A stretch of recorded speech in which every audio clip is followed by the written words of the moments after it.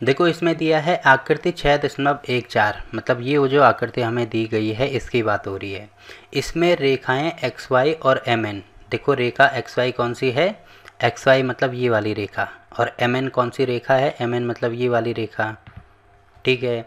बिंदु ओ पर प्रतिच्छेदित करती हैं। आप देख रहे होंगे कि ये एक दूसरे को प्रतिच्छेदित करने का मतलब होता है काटना। तो वो बिंदु ओ बिंदु ये वाला है, तो यहाँ पे एक दूसरे को काट रहे हैं, ठीक है।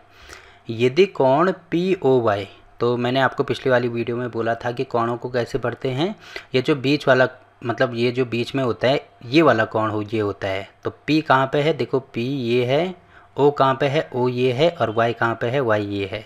तो पी ओ वाई मतलब इस वाले कोण की बात हो रही है। ये हमें दिया है 90 के बराबर है, ठीक है, यहाँ पे हो जाएगा 90। आगे दिया है और ए अनुपात बी, तो ए अनुपात बी, देखो ए यहाँ पे है, बी यहाँ पे है, इनका अनुपात हमें दिया है 2:3। तो सी ज्ञात कीजिए, सी का मतलब ये वाला कोण हमें ज्ञात करना है। अब देखो इनको हम कैसे निकाल सकते हैं, तो इनको निकालने का सिंपल सा तरीका ये है कि सबसे पहले देखो जो चीज़ें हमें इसमें दी जाती हैं वो चीज़ें हमें लिखनी होती हैं। तो यहाँ पे देखो हमें दिया है, तो यहाँ पे लिख देंगे कौन कौन सी चीज़ें हमें दी है। पहली चीज़ तो ये दी है कि जो कोण पी ओ वाई है वो किसके बराबर है, 90 डिग्री के बराबर है, ठीक है। और साथ में हमें ये भी दिया है कि ए अनुपात बी, मतलब ए अनुपात बी, इन दोनों का अनुपात हमें दिया है 2:3। अब देखो मैंने अनुपात का मतलब बोला था कि अनुपात लिखो या बटे लिखो या भाग लिखो एक ही बात है। तो 2:3 को मैं 2/3 लिख सकता हूँ, कोई दिक्कत नहीं है, ठीक है, क्योंकि अनुपात का मतलब ही बटे होता है। अनुपात केवल तभी यूज किया जाता है जब किसी भी चीज़ की तुलना करनी हो, जब दो चीज़ों की तुलना हम करेंगे तभी हम अनुपात का साइन लगेंगे। बाकी इसको सॉल्व वैसे ही करेंगे जैसे हम भाग वाले क्वेश्चन को सॉल्व करते हैं।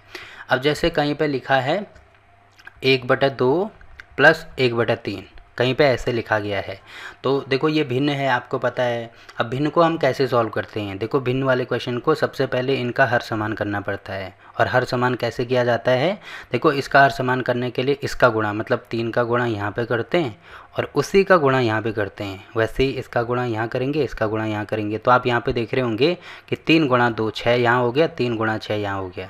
अब देखो बोलने का मतलब ये है कि जिस संख्या से नीचे गुणा करेंगे उसी संख्या से ऊपर गुणा किया जाता है। देखो यहाँ पे भी आप देख रहे होंगे जिस संख्या से नीचे गुणा किया जा रहा है उसी संख्या से हम ऊपर गुणा करेंगे। तो यहाँ पे भी सेम टू सेम यही होता है।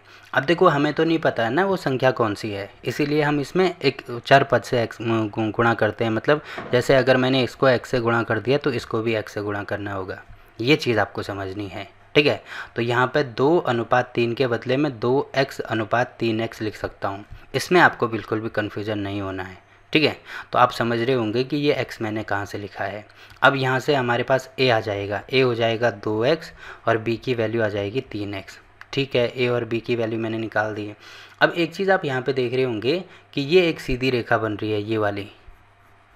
अब सीधी रेखा के एक और कितने का कोण बनता है, 180 डिग्री का कोण बनता है। मतलब अगर मैं ये वाले पूरे वाले कोण को लूँ तो इसका योग किसके बराबर होगा, 180 डिग्री के बराबर होगा, जो कि आपने छोटी कक्षाओं में पढ़ा होगा।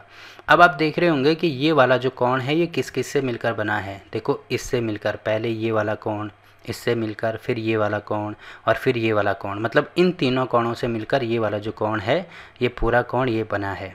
तो यहाँ पे मैं ऐसे लिख सकता हूँ, देखो यहाँ पे ज़्यादा घिचपिच होगी तो इनको मैं मिटा देता हूँ। तो यहाँ पे ऐसे लिखा जा सकता है कि जो कोण ये है, मतलब यहाँ पे लिखेंगे हम कोण XOM, XOM का मतलब ये वाला कोण, ठीक है। यहाँ पे मैं लिख देता हूँ XOM, कैपिटल X है तो कैपिटल लिख दो, ठीक है, प्लस ये वाला कोण हो गया।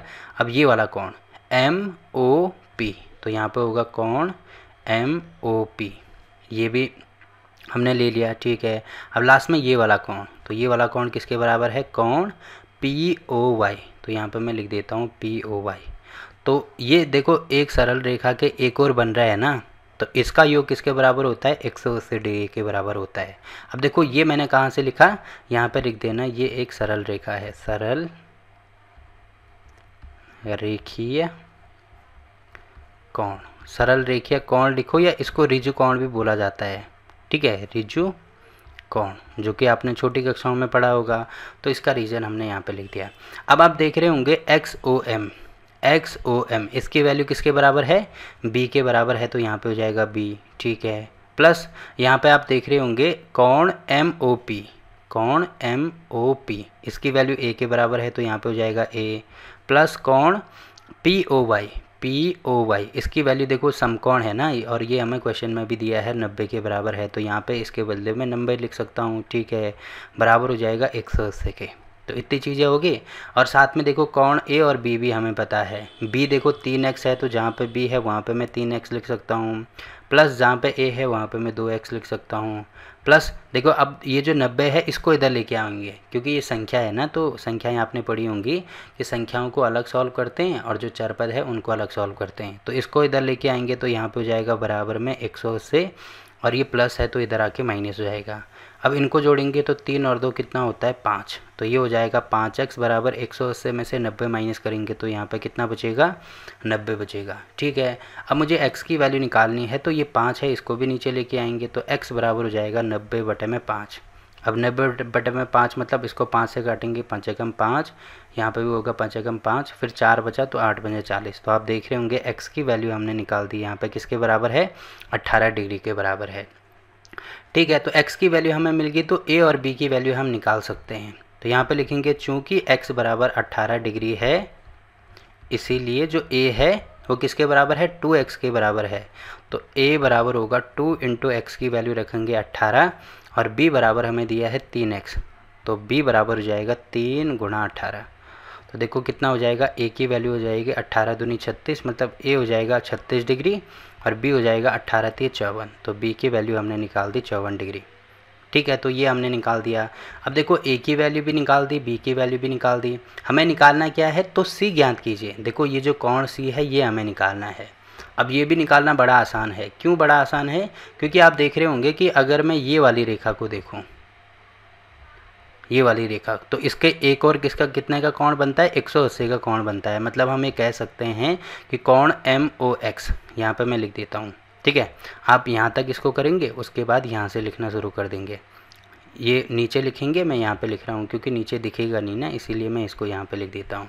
अब यहाँ पे आप देख रहे होंगे, यहाँ पे मैं लिख देता हूँ कोण MOX, तो MOX प्लस कोण XON, तो यहाँ पे लिख देते हैं XON। ये किसके बराबर होगा, ये हो जाएगा 180 डिग्री के बराबर। क्यों होगा, क्योंकि ये एक क्या है ऋजु कोण है। ऋजु कोण है या सरल रेखीय कोण है, एक ही बात है। अब ऋजु कोण है। अब देखो कोण MOX की वैल्यू किसके बराबर है b के बराबर है, तो यहाँ पे हो जाएगा b प्लस XON किसके बराबर है c के बराबर है, तो यहाँ पे हो जाएगा c और ये हो जाएगा 180 के बराबर। अब b हमें पता है, देखो b हमने निकाल दिया 54 के बराबर है, तो जहाँ पे b है वहाँ पे 54 हो जाएगा, प्लस c बराबर ये हो जाएगा 180 के। अब c की वैल्यू निकालनी है तो इसको इधर लेके आएंगे, तो ये हो जाएगा 180 और प्लस है तो इधर आके माइनस हो गया। तो c की वैल्यू यहाँ पे इसमें से ये माइनस करेंगे तो 10 में से 4 गया, यहाँ पे होगा 6, फिर यहाँ पे बचा 7 में से 5 गया, यहाँ पे होगा 2 और यहाँ पे हो जाएगा 1। तो c की वैल्यू हमने निकाल दी 126 डिग्री के बराबर। तो देखो आप देख रहे होंगे क्या निकालना था, c ही हमें निकालना था, तो c हमने यहाँ पे निकाल दिया। तो देखो कितना आसान है इनको निकालना। बाकी इसको निकालने के और तरीके भी हो सकते हैं। देखो दूसरा तरीका ये हो सकता है, मैं बता देता हूँ आपको। पहला तरीका तो ये है, दूसरा तरीका इसका सॉल्व करने का ये हो सकता है, क्योंकि हमें दिया है ना कि XY और MN दोनों एक दूसरे को प्रतिच्छेदित करते हैं। तो ये इस प्रकार से है, ये वाला है यहाँ पे XY और ये वाला है यहाँ पे MN। अब देखो इसके मतलब ये जो ये कोण है इसके बराबर होगा, ये वाला कोण इसके बराबर होगा, क्योंकि ये एक दूसरे के शीर्षाभिमुख कोण है।